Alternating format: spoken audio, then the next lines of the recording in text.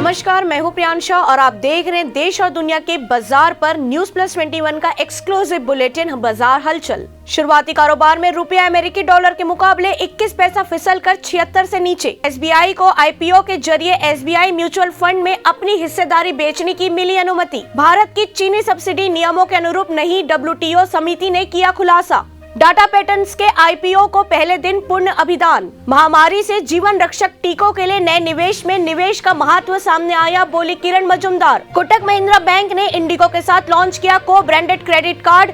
3000 रुपए तक मिलेगी कॉम्प्लीमेंट्री एयर टिकट। पेटीएम के शेयर में आई भारी गिरावट, निवेशकों को हुआ 10,000 करोड़ का नुकसान। इन्फोसिस ने मलेशिया में सिंगटेल के डिलीवरी सेंटर को 34 करोड़ रुपए में खरीदा। भारत की लीना नायर बनी फ्रेंच फैशन हाउस शनेल की सीईओ। पीएम किसान की 10वीं किस्त कल आ सकती है।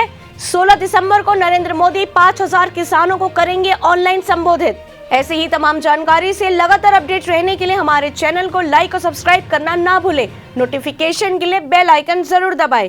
देखते रहिए न्यूज प्लस 21, आपके हक की बात।